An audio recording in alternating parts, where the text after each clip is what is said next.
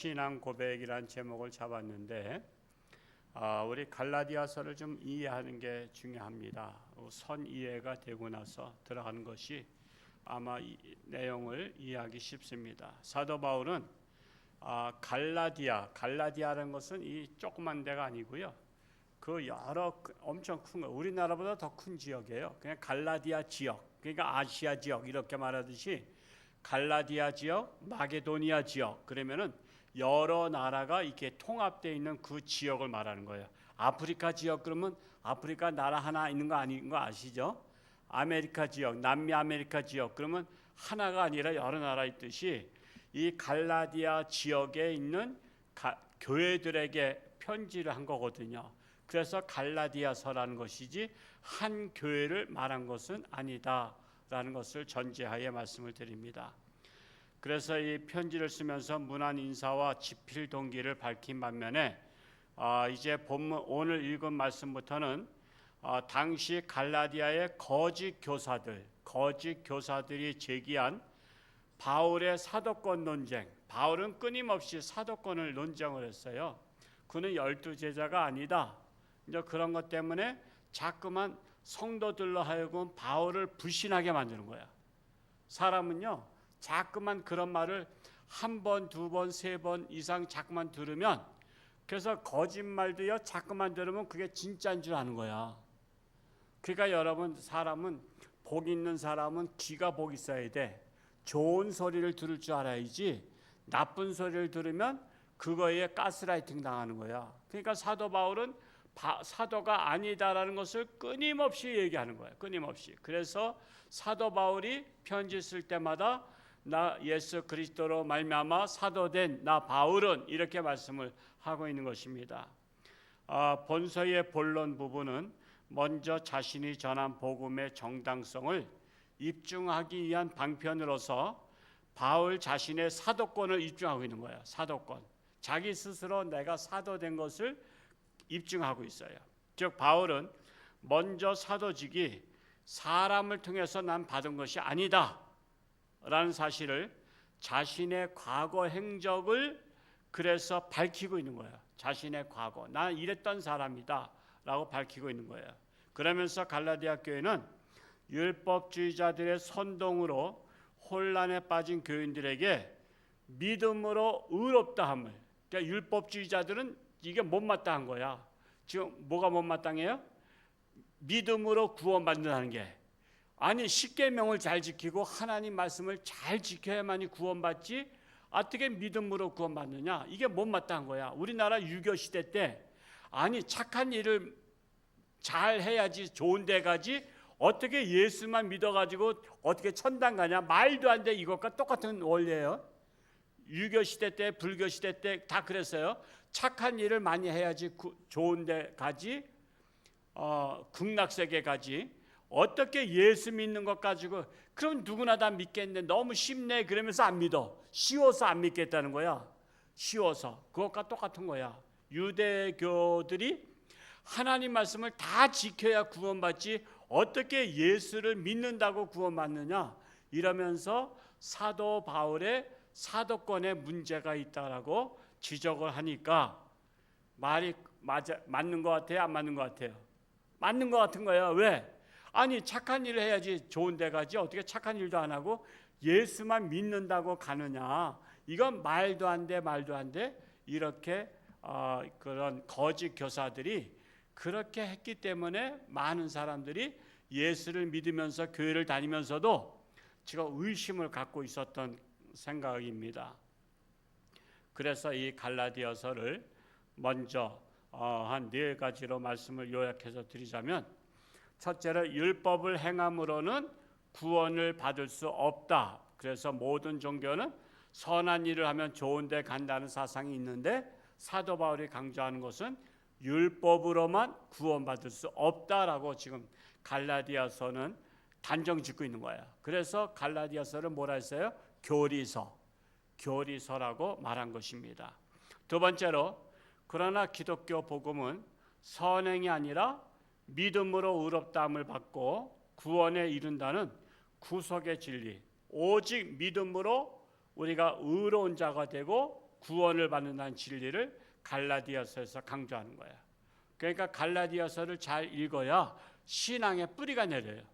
믿음으로 구원받는다는 뿌리가 내리는데, 그러니까 이런 갈라디아서를 안 읽으니까 이단들이 선동하면 넘어가는 거예요. 그래서 우리가 하나님의 말씀의 뿌리를 견고하게 박아야 된다는 사실이에요. 세 번째로, 믿음으로 성도는 율법으로부터 자유를 누리게 된다는 것입니다. 그러니까 믿음은 율법에서 해방시켜주는 거예요. 율법에 매이는 게 아니에요. 그래서 어떤 사람들 참 율법에 매여가지고 정죄하고 그러는데 그게 아니에요. 그렇다고 율법을 하지 말라는 것은 아니에요. 율법을 하긴 행하되 율법으로 구원받는 것이 아니라 오직 믿음으로 구원받는다라는 것입니다. 네 번째로, 이 바른 믿음을 가진 자는 성령의 열매를 맺게 된다라는 거예요.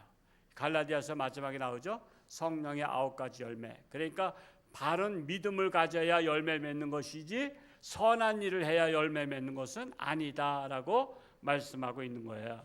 그러면서 이제 오늘 말씀으로 들어가 보면 사도직에 대한 바울이 자기 변론을 하고 있는 거예요. 첫째로, 사도 바울이 전한 복음은 사람의 뜻을 따라 전한 것이 아니라 오직 예수 그리스도의 계시로 말미암은 것이다 라고 전하고 있어요. 우리 그 말씀을 다시 한번 읽어볼까요? 11절과 12절 말씀 시작. 형제들아, 내가 너희에게 알게 하노니 내가 전한 복음은 사람의 뜻을 따라 된 것이 아니니라. 이는 내가 사람에게서 받은 것도 아니요 배운 것도 아니요 오직 예수 그리스도의 계시로 말미암은 것이라. 그러니까 사도 바울이 전한 복음은 사람의 뜻을 따라 전한 것이 아니라 오직 예수 그리스도의 계시로 내가 받은 거다. 왜 이런 고백을 하게 되냐 하면, 유대주의자들은 예수 그리스도를 믿음으로 구원받는다는 것이 황당하게 들린 거예요. 황당하게. 아니 그 말도 안 돼, 말도 안 돼. 우린 지금 예수를 믿고 있으니까 우리는 그런 생각이 안 들지만요, 그 초대교회 당시에는 율법을 굉장히 강조했어요. 율법을 범하면 안 돼. 이렇게 강조하던 그때의 율법이 아니라 예수를 믿음으로 구원받는다니까 사실은 그 당시에는 황당하게 들렸던 거예요. 고로 바울이 학문이 높기 때문에 새로운 학설을 만든 게 아닌가 이렇게 또 생각한 거예요. 학문이 높으니까 학설을, 새로운 이론을 만드는 것이 아니냐, 그러니까 사람이 만든 종교가 그 기독교가 아니냐 이렇게 의심을 했던 거예요. 그래서 오직 예수 그리스도의 계시로 말미암아 복음이라고 못을 박은 거예요. 예수 그리스도의 복음으로 말미암아 구원을 받는다고 아예 못을 박은 거예요. 다른 복음은 없나니 한 거예요. 두 번째로, 사도 바울이 예수님을 믿기 전의 상태를 고백하고 있어요. 믿기 전의 상태가 어떤가? 우리 13절에서 14절 또 한번 읽어볼까요? 시작. 내가 이전에 유대교에 있을 때 행한 일을 너희가 들었거니와 하나님의 교회를 심히 박해하여 멸하고 내가 내 동족 중 여러 영갑자보다 유대교를 지나치게 믿어 내 조상의 전통에 대하여 더욱 열심히 있었으나. 자, 사도 바울이 예수님을 믿기 전의 상태를 고백하는데, 바울은 하나님의 교회를 뭐 하던 자였어요? 사실은 핍박하던 자였다라고 고백하고 있는 거예요. 그리고 누구보다 유대교의 열심이었다. 내가 유대교의 열심이고 율법주의자였다라고 강조하고 있는 거예요. 그런데 세 번째로, 그러나 그랬던 나를 하나님이 이미 나를 예정하셨는데 언제부터? 어머니의 태석에서부터. 여러분, 우리 예정은요, 그래서 우리 장로교는 예정론을 믿는 거예요. 우리는 이미 태어나기 전부터 하나님께서 우리를 이 땅에 태어나서 우리의 할 일 사명을 주신 거야. 이미 우리는 하나님의 계획 속에서 태어났고 계획 속에서 자라가고 있는 거야. 그 말씀을 하는 거예요. 그 말씀이 15절과 16절에 있어요. 15절과 16절 읽어볼까요? 시작. 그러나 내 어머니의 태로부터 나를 택정하시고 그의 은혜로 나를 부르시니가 그의 아들을 이방에 전하기 위하여 그를 내 속에 나타내시기를 기뻐하셨을 때에 내가 곧 혈육과 운원하지 아니하고 라고 하면서 왜 작정하셨나? 이방인에게 복음을 전하는 사명을 주기 위해서. 이방인에게, 즉 선교사로 작정하고 부르셨다는 거예요. 언제 부르셨어? 어머니 태석에 있을 때부터. 여러분, 이방인에게 복음을 전한다는 것은요 12 제자와는 달라. 자, 생각해 보세요. 우리가 이웃나라 일본에 가면 말이 통해 안 통해? 안 통하죠. 중국 가면 통해요? 안 통해. 중국말 뭐 아는 거 있어요? 쎄쎄 더 알아. 안 통해. 러시아 가도 안 통해. 그것처럼 그 이스라엘 나라는 굉장히 우리나라만해. 강원도만해. 그런데 강원도만한 땅을 벗어나면은 가나안 땅 이스라엘 백성들은 시브리어를 말하고 있는데 벗어나면은 헬라어를 하는 거야. 요즘으로 말하자면 국가 세계 공용어가 헬라어야. 헬라어. 그 헬라어를 해야 되니까 영어를 못하면 밖에 나가서 말 못하듯이, 지금은 뭐 기계가 발달했지만, 그러니까 이방 나라 즉 이스라엘 밖에 나가서 복음을 전할 사람이 없어. 왜냐하면 예수님의 사명은 예수님께서 말씀하신 지상명령은 뭐요? 사도행전 1장 8절에 너희는 성령을 받으면 온 유대 예루살렘과 온 유대와 사마리아 땅끝까지. 그럼 딴 나라 가려면, 복음을 전하려면 우리나라 말로 복음을 전해서는 안 되는 거야.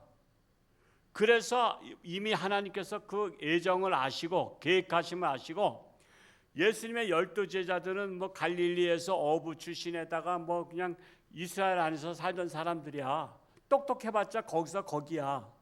그런데 이 사도 바울은 어떤 사람이냐면 로마 시민권을 가지고 있고 히브리 말을 할 뿐만 아니라, 자기 고국말을 할 뿐만 아니라 그 당시에 헬라어를 하고 있었던 거예요. 그 아람어라고도 하죠. 아람어를 하고 있었던 거야. 그러니까 세계 복음을 전할 수 있는 사람은 12 제자 가지고는 미약해. 그래서 사도 바울을 이미 어머니 태석에 있을 때부터 예정하고 벌써 태어나게 하고 하나님도 잠잠히 참아 기다리시면서 클 때를 바란 거야. 때가 되면 쓰시려고. 지금 그렇게 됐다고 말씀을 하고 있는 거예요.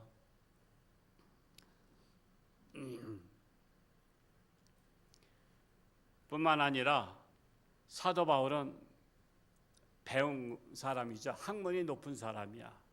그래서 최고의 학문을 배운 사람이거든요.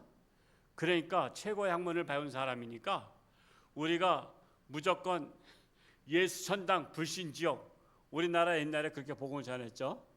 근데 이방 나라에 가서 예수 천당 불신 지역 그러면 미쳤다 소리만 듣잖아. 그래서 그 당시에 헬라 문화권에 있는 사람들은 철학이 발달돼서, 철학이 발달됐기 때문에 철학적 사고로다가 논리를 펴야 돼. 3단 논법으로 피든지 이렇게 펴야 돼. 근데 예수님의 12 제자들은 또 그렇게 할 수 있는 수준은 안 돼. 그러니까 최고의 학문을 배웠던 사도 바울이 그 헬라 문화권에 가서 복음을 어떻게 전하냐 하면 그 철학적 사고를 옷을 입힌 거야. 철학적 사고를 옷을 입혀서 복음을 전하니까 예수를 믿는다는 것은 그렇게 무식한 사람들만 믿는 것이 아니다라는 것을 알게 된 거야. 저런 사람이, 최고의 학문을 배운 사람이 철학적 사고로 예수 그리스도가 하나님의 아들인 것을 그렇게 증명하니까 이것에 대항할 사람이 없는 거야. 대항할 사람이. 그래서 하나님께서 사도 바울을 예배해 놓으셨는데 그가 구원받기 전까지는 예수를 믿는 사람들을 핍박하던 자였다라는 것을 고백하고 있는 거예요. 자, 그러면 네 번째로 사도 바울의 복음은 사도들에게서 전수받은 것이 아니다라고 하고 있어요. 사도들에게서 전수받은 게 아니다. 그러니까 그 거짓 교사들이 말하는 게 뭐야? 그는 12제자도 아니고 그렇다고 또 12제자한테서 배운 것도 아니다라는 거야. 그러니까 사도가 아니다는 거야. 근데 이제 그 당시에 이제 사도를 어떻게 했냐면 12제자로부터 받은 사람이 오리지널 사도로 받고, 그것도 사도한테서 제자 훈련을 받은 사람을 속사도라래. 속사도. 그러니까 사도 바울은 예수님의 12제자한테서도 받지 않았기 때문에 속사도도 아니다 이거야. 그러니까 그는 사도가 아니라고 무시했던 거야. 무시했던 거야. 그래서 이 말씀을 하는 거야. 사도들에게 나는 전수받은 것이 아니다. 난 속사도도 아니다. 이렇게 고백하고 있는 거야. 그 말씀이 17절에서 20절. 다시 한번 읽어볼까요? 시작. 또 나보다 먼저 사도된 자들을 만나려고 예루살렘으로 가지 아니하고 아라비아로 갔다가 다시 다메섹으로 돌아갔노라.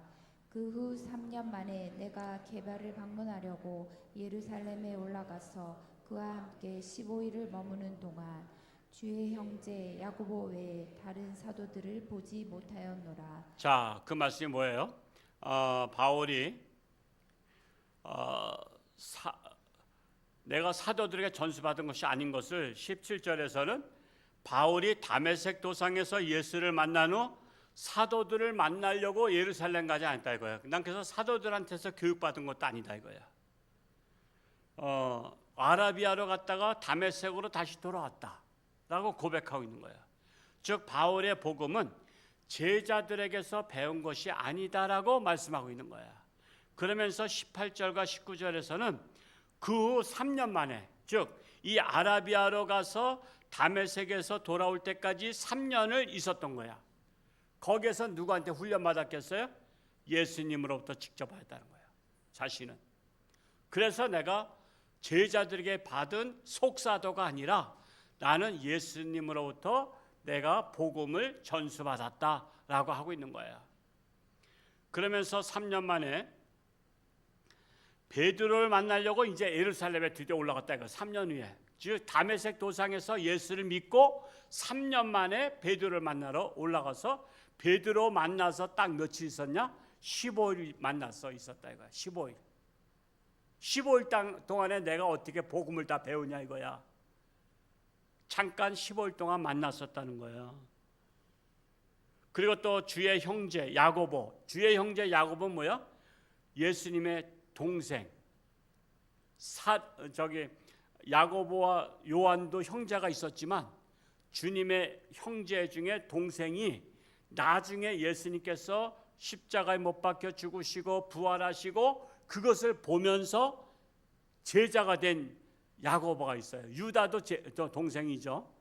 그래서 주의 형제 야고보 외에는 내가 다른 사도들을 만난 적 없다. 그러니까 베드로, 야고보 외에는 내가 사도들을 만난 적이 없었다. 그런데 내가 이 복음을 아는 것은 내가 직접 예수님으로부터 배웠기 때문에 내가 알고 예수님으로부터 배웠기 때문에 나는 사도다라고 말하고 있는 거야.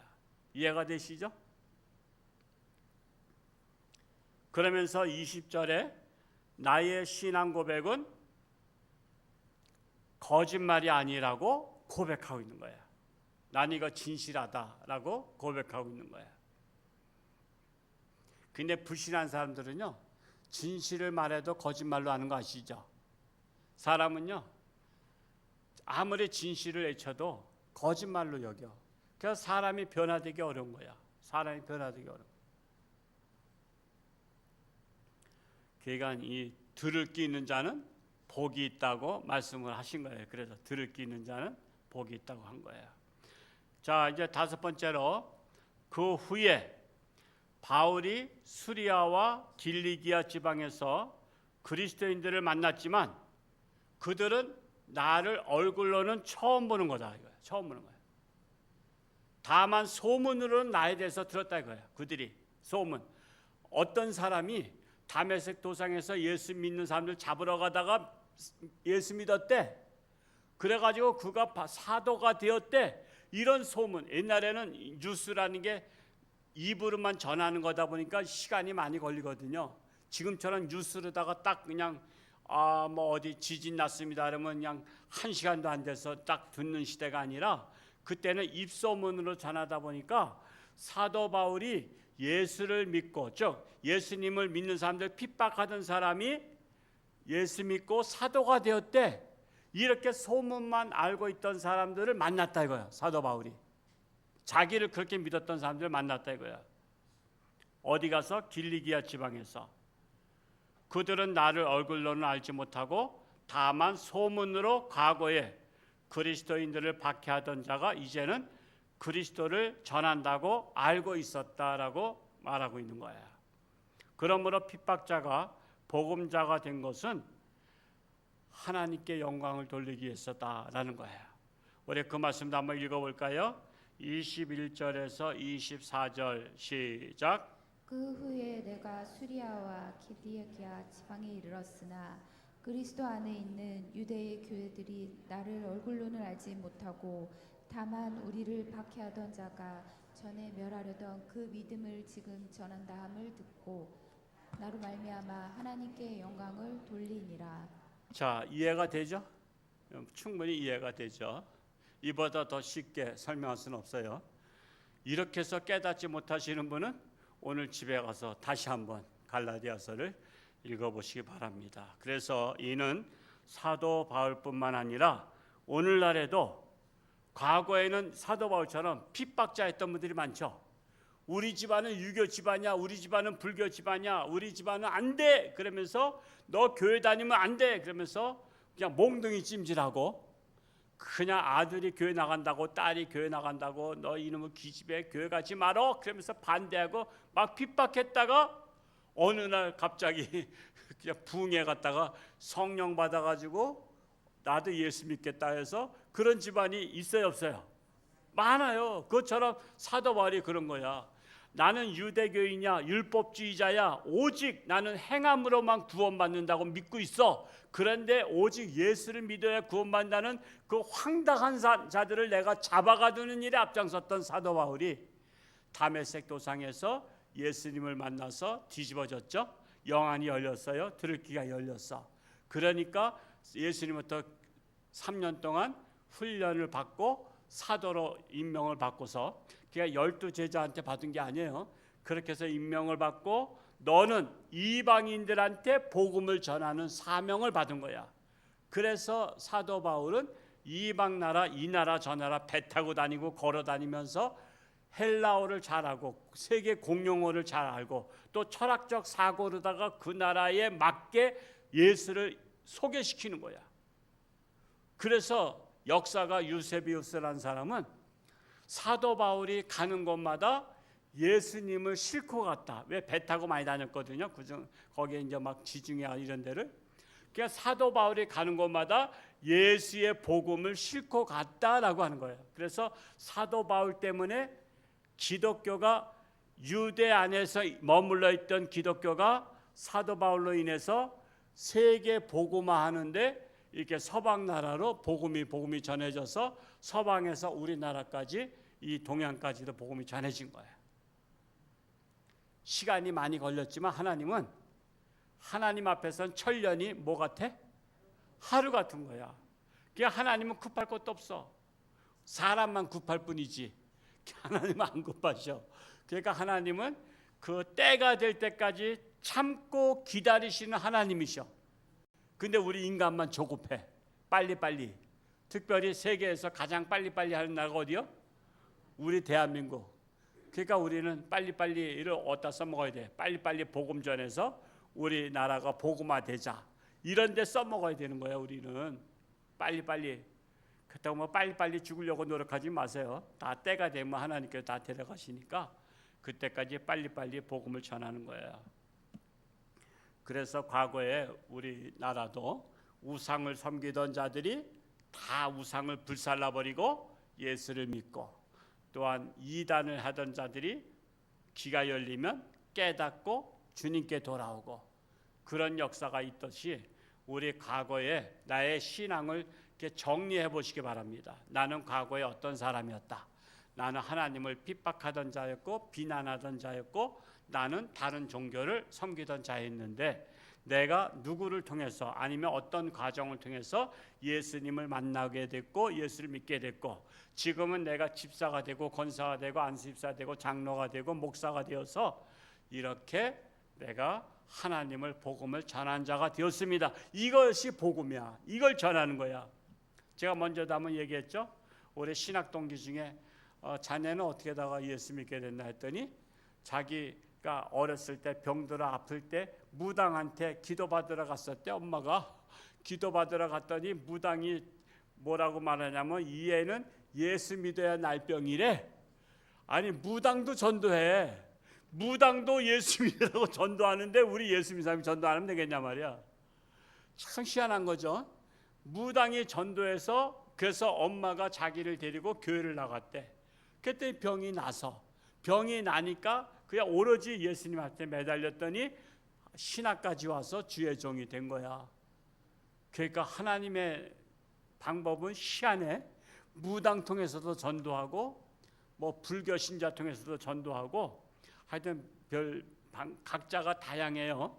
여러분들 정말 그래서 하나님의 은혜라는 사실, 내가 예수 믿은 것은 하나님의 은혜다라는 사실을 믿으시고 이 사도 바울의 신앙 고백처럼 우리도 안 믿는 사람들한테 만날 때마다 쓸데없는 소리 하지 말고 내가 과거에는 어떤 사람이었는데 내가 예수 믿고 이제는 이런 사람이 되었다라고 신앙 간증할 수 있기를 바랍니다. 기도하겠습니다. 할렐루야. 고맙고 감사하신 아버지 하나님, 오늘 수요 기도회로 우리 사도 바울의 신앙 고백을 통해서 우리 자신들을 돌아봅니다. 참으로 우리나라, 참으로 하나님께서 많은 우상 종교를 섬기던 나라를 기독교 복음화를 통해서 우리가 대한민국에 건설되게 하시고 많은 교회가 세워지고 이제는 세계에서 두 번째로 선교하는 나라로 세워주시니 감사합니다. 그래서 우리나라가 잘 살고 복을 받은 것은 바로 세계 복음화의 앞장서라는 하나님의 명령인 줄로 믿습니다. 이 사명을 감당하는 우리나라 한국교회, 우리 홍천주한교회 되기를 간절히 소원합니다. 우리는 먼 곳까지 나가지 못할지라도 선교사를 위해서 기도하며 후원하며 그들을 위해서 돕는 선교사, 보내는 선교사의 사명을 잘 감당해서 하나님 앞에 섰을 때 잘했다 칭찬받는 우리 모두가 되기를 간절히 소원합니다. 참으로 아직도 육신의 질병으로 사경을 헤매는 우리 사랑하는 교우들도 이제 현재 상태를 통해서 하나님의 살아 역사하심과 함께 하심을 통해서 병고침을 받고 내가 과거에는 병으로 말미암아 죽을 수밖에 없었는데 이렇게 예수님의 은혜로 병을 고치고 구원을 받고 이렇게 복음을 전한다라고 자신 있게 전할 수 있는 우리 모든 우리 환우들이 되기를 간절히 소원합니다. 하나님의 능력의 손길로 안수하여 주옵소서. 이제 우리 교회가 베네수엘라 지진에 앞장서며 선한 사람, 착한 사람 1,004명을 찾고 있습니다. 이 시간에도 귀한 이렇게 찾은 자들 위해 함께 하시고 축복하시고 우리 모두가 다 선한 사람의 우리가 이름이 기록되어서 하나님 앞에 자랑스러운 우리 성도들이 되기를 간절히 소원합니다. 참으로 우리나라가 하나님의 나라가 되며 정의로운 나라가 되며 거짓이 물러가고 올바른 지도자들이 세워지는 나라가 되어서 세계 복음화에 앞장서는 나라 되게 하여 주옵소서. 특별히 우리 홍천주한교회가 깨어서 기도하며 참으로 하나님 앞에 바로 서는 우리 모든 성도들 되게 하여 주옵소서. 이제 이번 주 토요일부터 유치부 여름 성경학교 또한 다음 주에 아동부 성경학교 또 이어서 계속되고 있습니다. 함께 하시고 어려서부터 예수님을 만나 구원을 받으며 새롭게 변화되며 하나님의 뜻에 합당한 일꾼들로 자라갈 수 있도록 축복하여 주옵소서. 예수님의 이름으로 감사하며 기도하옵나이다. 아멘.